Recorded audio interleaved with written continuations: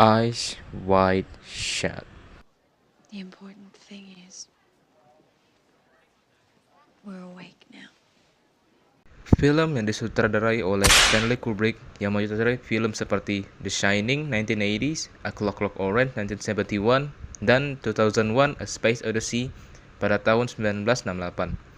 Untuk film Eyes Wide Shut ini, itu ditayangkan pada tahun 1999. Film ini bergenre misteri thriller dan juga erotic psychological drama atau bisa disebut juga genre psychosexual thriller. Karena film ini mengandung unsur-unsur yang bisa bukan terbilang lagi sih, tetapi mengandung unsur dewasa yang sering muncul di filmnya. Jadi saya akan menggunakan pendekatan dari semiotics yang dimana akan berfokus pada tanda atau simbol untuk menemukan makna yang ada di dalam film ini. Dan hal apa saja yang akan saya analisis di video ini adalah sebagai berikut. Yang pertama, tanda atau simbol apa saja yang muncul di film ini. Yang kedua, bagaimana suasana, atmosfer, pencahayaan, bahkan audio bisa memengaruhi pemaknaan film ini. Dan yang ketiga, apa maksud dari Eyes Wide Shut itu sendiri. Jadi, tentang apa sih film yang satu ini? Pertama, kita masuk ke sinopsis dan plot terlebih dahulu. Jadi, film ini bercerita tentang seorang dokter bernama Bill Harford yang diperankan oleh Tom Cruise. Dia memiliki seorang istri bernama Alice Harford yang diperankan oleh Nicole Kidman, yang dimana setelah istrinya si Bill ini bercerita tentang ingin melakukan perselingkuhan, hal ini membuat Bill memikirkan hal-hal yang membuatnya itu frustasi dan akhirnya dia memutuskan untuk mengembara pada malam hari.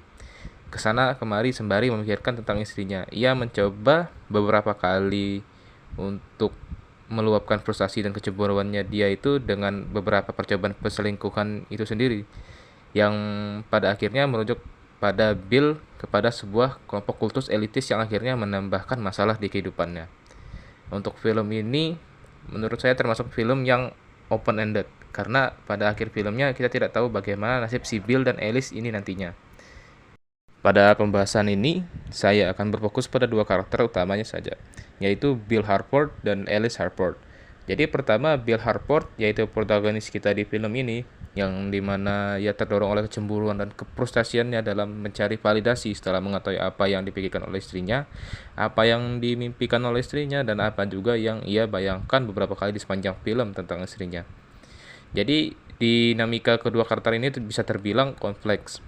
Karena kedua karakter ini sama-sama terdorong oleh hasrat mereka. Si Bill yang mencoba untuk mencari validasi dengan balas dendam karena tidak mampu menerima hasrat istrinya, dan Alice yang mencoba untuk menampilkan bahwa wanita itu bukan hanya pemilik hasrat yang pasif, tapi memiliki hasrat mereka sendiri kepada Bill.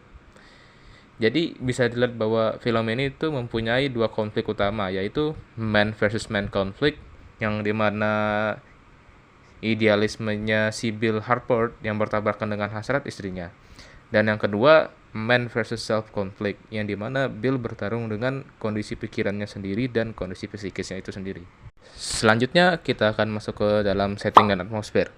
Filmnya memiliki lokasi utama yang nyata, yaitu di New York, Amerika Serikat, dengan atmosfer yang bisa menciptakan false sense of security atau rasa aman yang palsu, yang dimana meskipun latar waktunya malam dan orang-orang dan kendaraan masih lalu lalang, kita masih bisa merasakan ketegangan atau ada hal yang janggal dari tempat yang ramai seperti ini.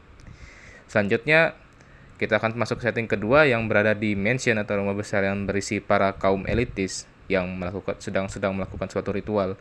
Di sini atmosfernya benar-benar to the face, atau bisa kita lihat bahwa tempat ini tuh bukan lagi mencurigakan, tapi memang tempat yang berisi orang-orang yang tidak beres, yang dimana ini dapat memunculkan sensasi yang tidak nyaman dan rasa takut bagi penonton yang sedang menonton film ini.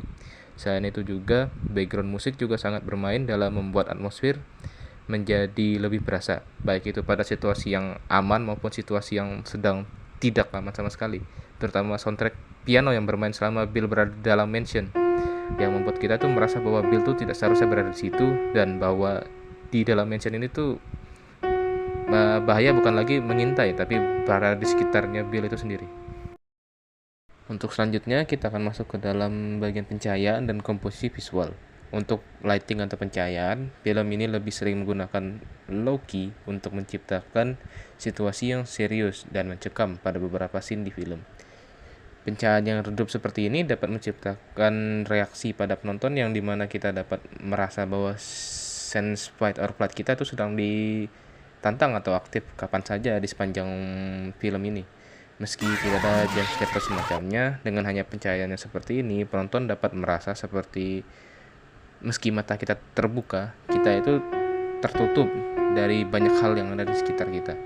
Selain itu, pencahayaan Loki seperti ini itu digunakan juga untuk memperlihatkan kondisi psikis dari Bill Harford itu sendiri, yang dimana dia awalnya hanya merasa frustasi dan berujung pada rasa cemas yang mendalam seperti ya seperti ia merasa selalu diawasi oleh kelompok kultus yang ia temui di mansion pada beberapa scene sebelumnya. Jadi di film ini kostum atau pakaian yang paling mencolok itu dari para anggota elitis kultus itu sendiri, yang dimana anggotanya menggunakan jubah hitam dan sebuah topeng, dan pemimpin kultusnya itu berbeda sendiri karena jubahnya itu berwarna merah dengan topeng juga. Tetapi jadi di sini yang menjadi poin utamanya dari kostum itu sendiri yaitu pada topengnya. Topeng ini bisa menjadi representasi bahwa mereka memang melakukan hal-hal buruk itu, tetapi mereka menutupi wajah mereka agar mereka itu bisa merasa terlepas dari apa yang telah mereka lakukan. Selain itu, topeng ini juga bisa menjadi simbolisasi bahwa orang-orang di dalam ritual tersebut merasa bahwa mereka itu bukan orang biasa atau mereka melepas diri mereka dari khalayak umum. Kostum ini juga akan dikenakan oleh Bill Harford saat dia berpura-pura menjadi anggota kultus tersebut, dan hal ini bisa dilihat bahwa Bill saking putusnya mencari validasi ia sampai menggali terlalu jauh sehingga orang-orang di sekitarnya yang terlibat juga terkena efek dari hal-hal yang ia lakukan. Yang dimana pada akhirnya ia dibungkam dengan ancaman terhadap keluarganya. Selanjutnya kita akan masuk ke genre dan konvensi film. Jadi untuk genre sudah saya sebutkan di introduksi sebelumnya, bahwa film ini tuh bergenre psychosexual thriller atau gabungan dari dua genre yaitu mystery thriller dan erotic psychological drama. Film ini mengikuti konvensi Disunity yang meskipun menampilkan beberapa adegan dewasa, film ini tuh tidak berfokus pada hal tersebut, tetapi berpacu pada emosional atau mental drive dari Bill Harford yang merasa cemburu, frustasi, ketakutan, dan bahkan kecemasan yang mendalam.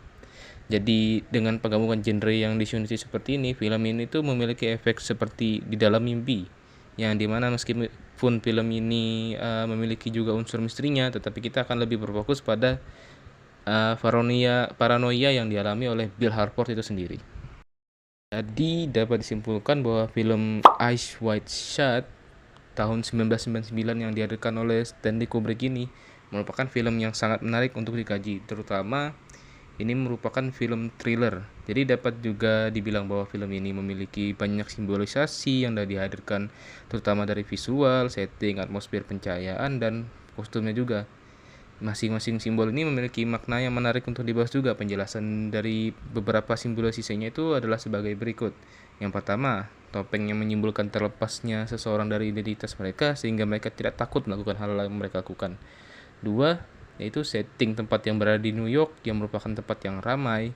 Meskipun sudah sampai larut malam, bisa membuat kita tetap merasa takut dengan atmosfer yang dingin dan tidak nyaman sama sekali, sehingga kita selalu merasa ada yang mengawasi. Yang ketiga, musik atau audio juga bermain sebagai suatu elemen yang meningkatkan ketegangan dari situasi ini, terutama background musik piano yang bermula pada saat Bill Harford mendatangi tempat para elitis melakukan ritual-ritualnya mereka. Soundtrack ini tuh muncul beberapa kali sebagai penanda bahwa Bill tuh masih diawasi oleh anggota kultusnya itu.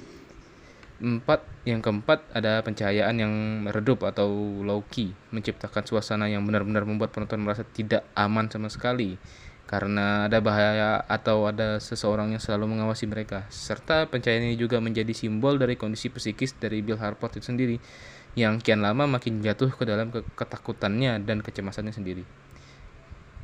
Dan poin terakhir yaitu judul filmnya ini sendiri, yang juga terbilang menjadi simbolisasi bahwa meskipun kita melihat sesuatu di depan kita, baik itu hal yang bagus ataupun buruk, beberapa dari kita akan shut our eyes atau menutupi diri kita sendiri dari hal tersebut, entah karena rasa takut ataupun cemas maupun senang. Even though our eyes are wide open, we will shut ourselves from the truth even if that truth was shown to our face. Film ini berakhir dengan open ending yang diakhiri dengan ambiguitas, entah apa yang akan terjadi pada Bill nantinya. So make sure you're still awake for hopefully who knows how long. Saya Yorgeska Pertama Putra, sekian dan terima kasih.